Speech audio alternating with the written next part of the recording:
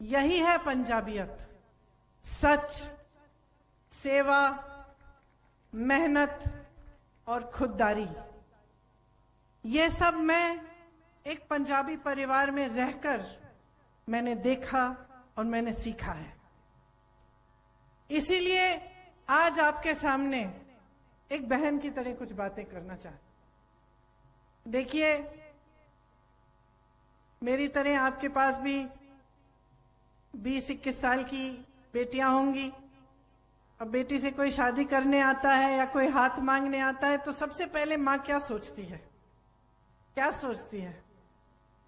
लड़का अच्छा दिखता है, ठीक है, लेकिन सबसे पहले तो हम लड़के की नियत देखते हैं। सच है कि नहीं है? नियत खोटी है, नियत ठीक नहीं है तो कभी हम नहीं कराएंगे अपनी बेटी से। सही बात है कि नहीं है? तो हम पहचान लेते हैं कि किसकी नियत क्या है। ये मेरे ख्याल से माओ की खासियत है। एकदम हम देख लेते हैं कि अच्छा है, लड़का है, ठीक है या नहीं है, एकदम पता चल जाता है। सही बात है कि नहीं? इसी तरह से राजनीति में भी नियत पहचानने की बहुत ज्यादा जरूरत होती है। सबसे तेज महिलाएं ही होती हैं, हम जान जाते हैं। तो जो आपके सामने मंच पे बैठा है, एकदम से आप जान जाओगे कि किसकी नियत सही है, किसकी नियत सही नहीं है कि नहीं? तो जो राजनीति आपके प्रदेश में चल रही है, उसकी नियत को पहचानिए। सीधी सी बात मैं आपसे कहना चाहती हूं। यह सच है, 5 साल हमारी सरकार चली और 5 सालों के लिए काम भी हुआ, लेकिन कहीं पे बीच में पता चला कि सरकार की नियत बदल रही है। सरकार पंजाबियत की बात नहीं कर रही है। खुद हमें अपनी सरकार के बारे में एहसास हुआ कि कुछ ठीक नहीं है। वो हमने बदला। क्यों बदला? क्योंकि हम जानते हैं कि पंजाबियों के लिए पंजाबियत से बढ़कर कुछ नहीं है। अगर हमारी सरकार किसी और के कहने पे चल रही थी, पंजाब से बाहर किसी भाजपा की सरकार के कहने पे चल रही थी, उसके साथ कुछ साठ-गांठ थी, तो उसे बदलना बहुत ही ज्यादा जरूरी था। तो हमने बदला। चन्नी जी आए और मैं आपको दावे के साथ कह सकती हूं कि इस पूरे देश में कोई ऐसी सरकार नहीं है जिसने 111 दिन में इतना काम किया हो जितनी उनकी सरकार ने। मेरे पास एक पूरी सूची है यहां कि 111 दिन में चन्नी जी ने क्या क्या नहीं किया।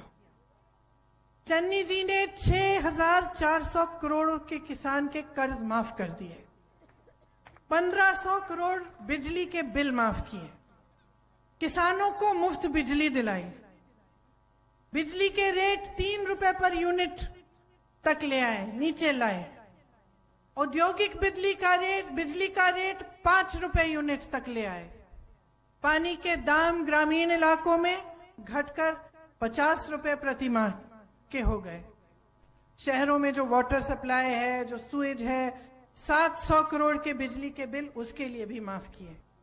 आप सोच सकते हैं कि एक सरकार ने 111 दिन में कितना काम कर डाला। गौशालाओं में बिजली मुफ्त की, पेट्रोल डीजल के दाम घटाए, 3.5 लाख कंस्ट्रक्शन के जो श्रमिक हैं उनको 3,100 रुपए दिलवाए, दलित और पिछड़े वर्ग के लिए 60 करोड़ के कर्ज माफ किए, गरीब से गरीब परिवारों के लिए 200 यूनिट बिजली फ्री दिलवाई, अपनी रसोइया बहनों के लिए मानदेय को 3,000 रुपए तक बढ़ाया, 12 महीनों का मानदेय दिया जबकि पहले 10 दिन का था, 33% सरकारी नौकरियों में महिलाओं के लिए आरक्षण करने जा रहे हैं। तो इतने सारे काम 111 दिन में चन्नी जी ने कराए। इसका मतलब क्या है? कि उनकी नियत ठीक है। आप पहचान रहे हैं, वो आप में से उभरे हैं, गांव के हैं, गरीब परिवार के हैं, वो आपकी सारी बातें अच्छी तरह से समझते हैं। और सबसे बड़ी बात वो ये समझते हैं कि पंजाबियों ने कभी किसी के सामने सर नहीं झुकाया, कभी नहीं झुकाया। तो वो एक ऐसी सरकार कभी नहीं चला सकते जो किसी और के आगे अपना सर झुकाए। अब आप देखिए कि आपके सामने आम आदमी पार्टी वाले आए हैं, यहां से उनके एक बड़े नेता भी चुनाव लड़ रहे हैं। आपके सामने आकर बड़ी बड़ी घोषणाएं होती हैं, विज्ञापनों में दिखता है कि दिल्ली में दिल्ली सरकार ने एक नई राजनीति की है, किस तरह से विकास किया है, लेकिन सच्चाई नहीं है ये। हम सब मैं दिल्ली की रहने वाली हूं, मैं आपको बता सकती हूं, आप दिल्ली जाके देखिए, विज्ञापनों पर 200 करोड़ रुपए कोरोना के समय खर्चे, और कोरोना के समय जिस तरह से लोग मर रहे थे, ऑक्सीजन नहीं था, अस्पताल में बेड्स नहीं थे, किसी की मदद नहीं थी, उसके बारे में कौन बोलता है? मीडिया, विज्ञापन में सच्चाई नहीं दिखती आपको। तो आजकल आपको बहुत सतर्क रहने की जरूरत है, आपके सामने क्या क्या कहते हैं। लेकिन सच्चाई ये है कि जब आपका किसान का आंदोलन हुआ, उसके बाद उसके समय भाजपा की जो सरकारें हैं उन्होंने तो कानून लागू कर लिया, लेकिन भाजपा के अतिरिक्त सिर्फ एक सरकार ने सबसे पहले उन कानूनों को स्वीकार किया, वो थी आम आदमी की दिल्ली की सरकार। तो सच्चाई कुछ और है और आपको बताया कुछ और जाता है। ये सरकार दिल्ली में प्रधानमंत्री श्री नरेंद्र मोदी जी और अमित शाह जी के सामने झुकती रहती है। इनकी स्थिति ये बन गई है कि एक फाइल नहीं पास करते। भाजपा की सरकार ने एक बिल लागू की, उससे मुख्यमंत्री जी के एक भी कोई भी शक्ति नहीं रही कि वो कुछ भी निर्णय अपने आप ले पाए। आज ये स्थिति है वहां की सरकार की। आपको बताया जाता है कि दिल्ली में जो सरकारी पाठशालाएं हैं, भगवान जाने कितने अच्छे हो गए हैं, लेकिन सच्चाई है कि बाहर से लीपापोती कर दी है, अंदर से ज्यादा कुछ बदला नहीं है। तो आप सच्चाई को समझिए। आपने इतना आंदोलन किया, आपके भाई बहन आप सब किसानों के लिए आप लड़े, आप अपने लिए लड़े, अपने अधिकारों के लिए लड़े। 1 साल के लिए आप दिल्ली के बॉर्डर पे बैठे रहे, कोई आया आपके पास आपकी सुनवाई करने के लिए? किसी ने आपकी मदद की? किसी ने नहीं की। 6 किसानों को जीप के नीचे मंत्री के बेटे ने कुचल डाला। कौन लड़ा आपके लिए? क्या ये लोग आए थे वहां? नहीं आए। आप खुद अपनी लड़ाई लड़ रहे थे। इनकी नीयत ठीक नहीं है। ये बात बहुत सीधी सीधी है। ये यहां पे सरकार बनाना चाहते हैं, पंजाब के लिए नहीं, आपको आगे बढ़ाने के लिए नहीं। ये इसलिए सरकार बनाना चाहते हैं क्योंकि इनकी राजनीति आगे बढ़े, ताकि ये कह पाए कि हमारा एक और प्रदेश हो गया और हम अपनी राजनीति को आगे बढ़ाएंगे। आपकी भलाई इनके हृदय में नहीं है, इनके दिल में आपकी पूंछ नहीं है, आपके लिए कुछ नहीं, इनका दिल आपके लिए नहीं धड़कता। कांग्रेस की सरकारों ने आपके लिए काम किया है, लगातार हमारे नेता आपके लिए काम करते हैं। हाँ, हो सकता है कि अलग अलग नेताओं के कभी अलग अलग बयान भी आते हैं, कभी कोई गिला शिकवा होता है वो बोल देते हैं खुल के, लेकिन मैं एक बात आपको बता सकती हूं कि यहां पे इस मंच पे जितने भी नेता बैठे हुए हैं आपके कांग्रेस पार्टी के, इनके दिल में पंजाब है, पंजाबियत है। ये पंजाब को कभी धोखा नहीं दे सकते। आपस में लड़ लेंगे लेकिन पंजाब को कभी धोखा नहीं देंगे। सच्चाई ये है। तो जब मैं आपके बीच खड़े होकर आपसे बात करना चाहती हूं और आपसे राजनीति की बात करती हूं, तो सबसे पहले मैं ये बात पहचानती हूं कि आप मां हैं। मेरी तरह आप भी अपने बच्चों के लिए अच्छा सुनहरा भविष्य चाहते हैं। आपने जो संघर्ष किए, आप नहीं चाहती कि आपकी बेटी वही संघर्ष करे। आप चाहते हैं कि वो शिक्षित बने, अपने पैरों पे खड़े हो, अपने परिवार की सुरक्षा करे, अपने परिवार के लिए काम करे, कमाई करे। इसी तरह से आप चाहते हैं कि आपके बेटे अपने पैरों पे खड़े हों, उनका विकास चाहते हैं। आज सबसे बड़ी समस्या जो पंजाब में है वो रोजगार ही है, महंगाई और रोजगार। तो आपको एक ऐसी सरकार चाहिए जो आपके लिए रोजगार बनाए, आपके बच्चों को अपने पैरों पे खड़ा होने के लिए मजबूत बनाए, जब हम बहनों की बात करते हैं, बेटियों की बात करते हैं, महिलाओं की बात करते हैं, तो हाँ, हम 8 सिलेंडर देने की बात कर रहे हैं, मगर सिर्फ ये बात नहीं कर रहे हैं। हम ये भी कह रहे हैं कि सरकारी रोजगार महिलाओं को भी मिलेंगे। हम ये भी कह रहे हैं कि हम महिलाओं को सशक्त कैसे करेंगे, आपको रोजगार कैसे देंगे, आपके लिए शिक्षा के नए संस्थान कैसे बनाएंगे, आपको शिक्षित कैसे करेंगे, आपकी सेहत के लिए हम क्या करेंगे। मैं बताना चाहती हूं कि दिल्ली में इनकी सरकार में एक भी नया शिक्षा का संस्थान नहीं बना है, एक भी नया अस्पताल नहीं बना है। तो आप समझिए कि जितनी भी बातें आपके सामने होती हैं, उनमें से सच्चाई क्या है।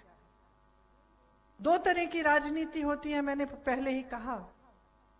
एक होती है जो सत्ता को अपने हाथों में रखने की राजनीति होती है, जो हर चीज कर लेगी, किसी भी हालत में कुछ भी हो जाए, पैसे देकर, सौदा करके, कुछ भी करके अपनी सत्ता अपने हाथों में रखना चाहती है, उसके लिए कुछ भी कर डालेंगे।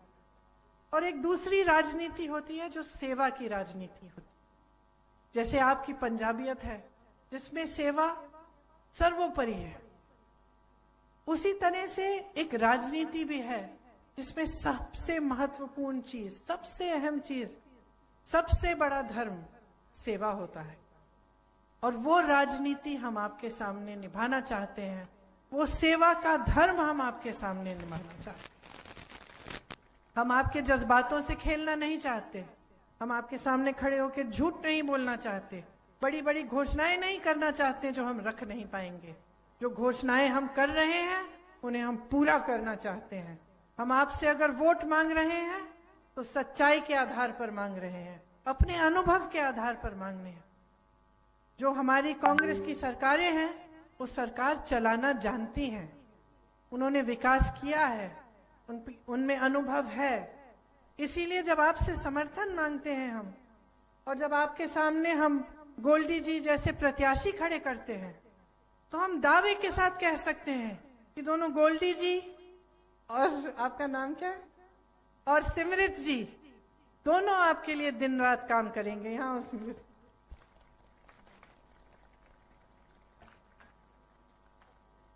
मुझे पता चल रहा है इनको देखकर कितनी जोर से आपसे बात करती हैं, कितने प्यार से आपसे बात करती हैं कि ये हमेशा आपके लिए काम करेंगी। पता चल रहा है मुझे, और मैं जानती हूं कि आप सब पहचान रहे हैं। तो मैं कहना चाहती हूं कि सबसे ज्यादा विवेक आप ही में है, और मैं कहती हूं कि महिला में पुरुष से ज्यादा विवेक है। सारे संकटों का सामना आप करती हैं, मैं जानती हूं सबसे ज्यादा संघर्ष आपका है। घर को संभालती हैं, खेतों में काम करती हैं, सब जितने भी परिवार के सदस्य हैं उनको समझना, उनको प्यार से रखना, उनकी परवरिश करना, उनकी देखभाल करना, ये सब काम आप करती हैं। इनके जैसे जब आपके पति आगे बढ़ते हैं तो आप उनको भी मजबूती से मदद करते हैं, जब आपको आगे बढ़ना पड़ता है तो आप खुद निडर होकर आगे आती हैं। तो आप में बहुत विवेक है। सिर्फ मैं आपसे एक बात कहना चाहती हूं कि इस विवेक का इस्तेमाल करिए। जो आप वोट डालने जा रही हैं ना, ये आपके भविष्य का वोट है, आपके बच्चों के भविष्य का वोट है। इसमें कौन सा राजनीतिक दल है, ये है, वो जरूरी नहीं है। जरूरी ये है कि आपके बच्चों का भविष्य किस तरह से बनेगा। और जब आप उसके बारे में सोचेंगे तो आपको पता चलेगा कि एक सच्चाई की जो राजनीति है वही आपके बच्चों के भविष्य को मजबूत बनाएगी, क्योंकि वही राजनीति आपके लिए पूरी तरह से काम करेगी, आपकी सेवा करेगी। इसीलिए जब आप सब पार्टियों को देखेंगे तो सिर्फ और सिर्फ आपके मन में कांग्रेस आएगी, क्योंकि आप जानते हैं कि कांग्रेस के नेताओं ने इस देश के लिए अपना खून बहाया है। आप जानते हैं कि कांग्रेस के नेता दिन रात आपके लिए काम करेंगे। तो यहाँ एक नई सरकार आएगी, एक नई राजनीति आएगी, तो वो सिर्फ और सिर्फ कांग्रेस में से उभर के आएगी। जो आपको कहता है कि बाहर से, दिल्ली से कोई नई सरकार यहाँ आएगी, वो सही नहीं कह रहे हैं। आप अपना मन बना लीजिए, यहाँ सरकार कांग्रेस की बनाइए, ताकि जितनी भी अच्छी अच्छी योजनाएं हैं आपके लिए रोजगार, आपके लिए, आपको मजबूत बनाने की योजनाएं, आपकी सशक्तिकरण की योजनाएं, आपकी भलाई के लिए, शिक्षा के लिए, सेहत के लिए, उन सब को बनाने के लिए और सबको अच्छी तरह से लागू करने के लिए हमें एक मौका दीजिए।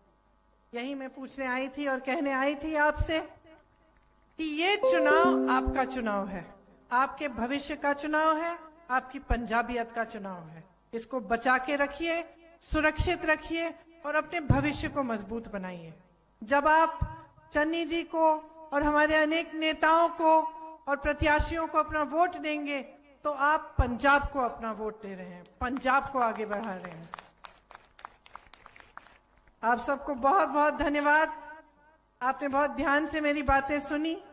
आशा है कि जब आप वोट करने जाएंगे तब भी मेरी बातें आपको याद आएंगी और आप सही निर्णय अपने ही विवेक से लेंगी, ताकि यहाँ पे जो सरकार बने वो आपके लिए काम कर पाए।